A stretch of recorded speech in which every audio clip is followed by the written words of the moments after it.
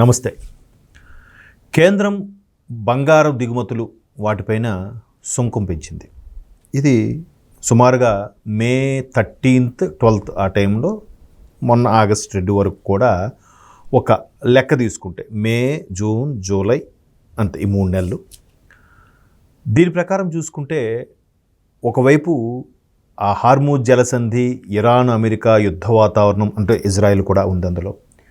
ఒక్కసారి crude oil ధరలు పెరిగిపోవడము, ప్రతిదీ దాని మీద డిపెండ్ అయ్యే ట్రాన్స్పోర్ట్ అన్నీ నడుస్తాయి కాబట్టి నిత్యావసరాల సరుకుల ధరలు, కూరగాయలు అన్నీ ప్రపోర్షనేట్గా పెరిగిపోయాయి కదా.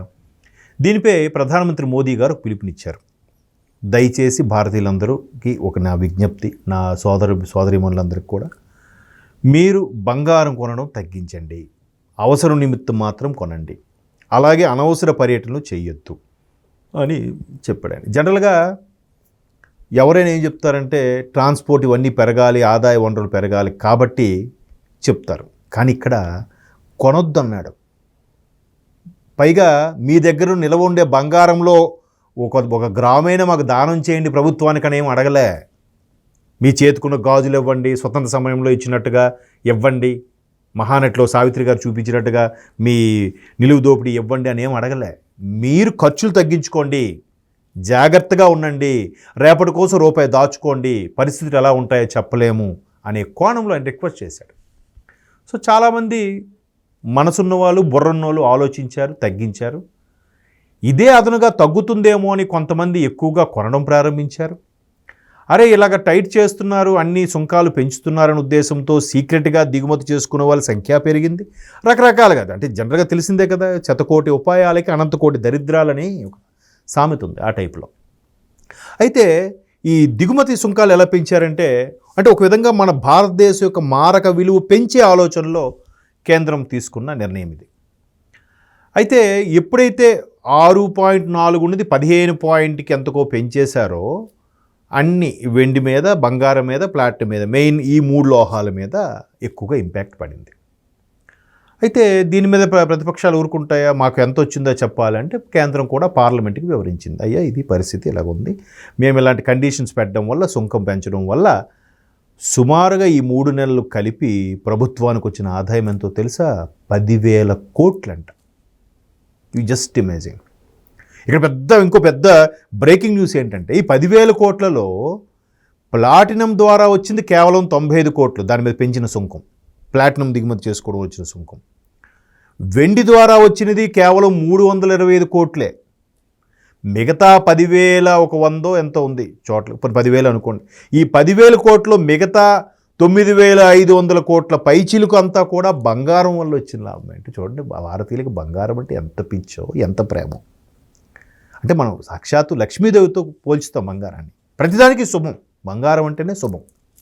సో ఇట్లాంటి బంగారం చేసిన కేంద్రం చేసిన ఈ పని వల్ల ఎంత లాభం వచ్చిందో చూడండి. అంటే ఇక్కడ దీనివల్ల ఏమవుతుందంటే ఆ క్రేజ్ తగ్గుతుంది, కొంత సద్దుమణుగుతుంది, దిగు వస్తుంది. డాలర్తో రూపాయి మారక విలువ 95 రూపాయలు పైన పరిగెడుతున్నప్పుడు దాన్ని తగ్గించే ప్రయత్నం, లేదా అక్కడికి స్టేబుల్ చేసే ప్రయత్నంతో ముందుకెళ్ళింది కేంద్ర ప్రభుత్వము. సో ఇంక చాలా రకాలుగా చెప్పొచ్చు. అది ఇది అంటారు, మోదీ గారు చేశారు, మేము ఖర్చు పెడితే మేము తిరిగితే మీకేం. ఇప్పుడు చాలామంది సోషల్ మీడియా చూశాను, నేను అక్కడికి వెళ్ళాను, ఎక్కడికి వెళ్ళాను అని వీడియోలు పెడుతున్నారు. అబ్బో ఎందుకు? ప్రభుత్వం ఎప్పుడైతే స్టేట్మెంట్ ఇచ్చిందో చాలా వరకు ఫ్లైట్ ఛార్జెస్ తగ్గాయి. ఒకవైపు ఇరాన్ యుద్ధం వల్ల, వాళ్ళు గల్ఫ్ కంట్రీస్ మీద వేయడం వల్ల దుబాయ్ ఆడు ఈగలు తోలుకుంటున్నాడంట. హోటల్స్, స్టార్ హోటల్స్ కూడా 1/4 పే చేస్తే చాలు, అంటే సుమారుగా 10,000 ఉన్న రూమ్ రెంట్ని కేవలం 3,000, 2,500 పే చేస్తే చాలు అన్న ఆఫర్లు పెడుతున్నా కూడా చాలామంది పోవట్లేదు. కానీ ఈ కక్కుర్తి బ్యాచ్ ఎవరైతే ఉన్నారో ఇదే టైం అని చెప్పి వెళ్ళిపోయే వాళ్ళు ఉన్నారు. సో దానివల్ల కొంతవరకు కంట్రోల్ చేయగలిగారు. ఎందుకంటే సొంత కాన్వాయ్ని కూడా తగ్గించుకున్నారు కదా. దగ్గర ఒక 10 నుంచి 15 వెహికల్స్ ఉండే కాన్వాయ్ని 2-3 వాహనాలకి కుదించుకున్నారంటే ఎంత మ్యాన్ పవరు, వాళ్ళకి ఇవ్వాల్సిన టీఏడిఏలు, అక్కడ ఉండే క్రూడ్ ఆయిల్ ధరలు ఎంత సేవ్ చేసినట్టు చెప్పండి. దాని ఇన్స్పిరేషన్గా ముఖ్యమంత్రి చంద్రబాబు నాయుడు గారు కానీ, పవన్ కళ్యాణ్ గారు కానీ, లోకేష్ గారు కానీ ఒక్కొక్కరు తగ్గించుకుంటూ వచ్చారు కదా. అది నిజంగా అంటే ఈ విన్న వాళ్ళు కనీసం 1% విన్నా అద్భుతం కదండి. 150 కోట్ల జనాభా ఉన్న భారతదేశంలో 1% మంచిగా రెస్పాండ్ అయినా ట్రెమండస్ చేంజెస్ తీసుకురావచ్చు. సో ఈ బంగారం సుంకం పెంచడం ఇవన్నిటి వల్ల ఎంత బెనిఫిట్ అయ్యిందో చూడండి. పైపెచ్చు ఇంకొక సీక్రెట్ ఏంటంటే ఇందులో దొంగచాటున మీరు చూడండి, ప్రతి ఎయిర్పోర్ట్లో కూడా ఈరోజు కనీసం ఒక 2 కిలోల బంగారం పట్టుకున్నాం అని ఎక్సైజ్ వాళ్ళు చెప్తూ ఉంటారు. అంటే రకరకాల కోణాల్లో ఇప్పుడు సినిమాలు కూడా చూపిస్తుంటారు కదా, చాలామంది రకరకాల డ్రెస్సులు ఫుల్గా కవర్ చేసేసి ఎక్కడెక్కడో, అంటే ఒక మనిషి సుమారుగా ఇన్ని గ్రాములు తెచ్చుకోవచ్చు తన ఒంటి మీద బంగారం కాకుండా ఉంటుంది లెక్క. అది కాకుండా వేరే తెచ్చి వాళ్ళ పర్సనల్ ఫ్యామిలీస్ కోసం తెచ్చుకున్న వాళ్ళు కూడా ఉంటారు. దానికి ప్రాపర్ స్లిప్పు, బిల్లు అన్ని, రిసిప్ట్ అన్నీ ఉంటాయి. అది కాకుండా ఎక్స్ట్రా తెచ్చి అమ్ముకుందాం అనుకునే వాళ్ళు ఇక్కడ అలా చేస్తే మొత్తానికి అన్ని కస్టమ్స్ వాళ్ళు పట్టుకోగలిగితే 161 కిలోల బంగారాన్ని ప్రభుత్వం పట్టుకోగలిగిందట కస్టమ్స్ వాళ్ళు చూపించిన రిపోర్ట్ ప్రకారం. అంటే ఒక గణాంకాల ప్రకారం ఆ 161 కిలోలు అంటే 161 ఇంటూ కేజీ ఉంటుంది. కేజీకి 100 తులాలు ఎంత ఉంటుంది అంటే 161 కిలోలు అంటే ఇంటూ 100 తులాలు వేసుకోండి. ఎన్ని తులాల బంగారము. ఇప్పుడు బంగారం విలువ, తులం బంగారం విలువ 1,50,000 పలుకుతున్న నేపథ్యంలో నిన్న మొన్న 4,000 5,000 తగ్గింది, మరలా 1,40,000కి వచ్చినట్టుంది. 1,42,000 అంత. ఇది 24 క్యారెట్లు. 22 క్యారెట్లు మళ్ళీ ఆర్నమెంట్ అది వేరు, అది 1,40,000 35 30కు ఉంది అది.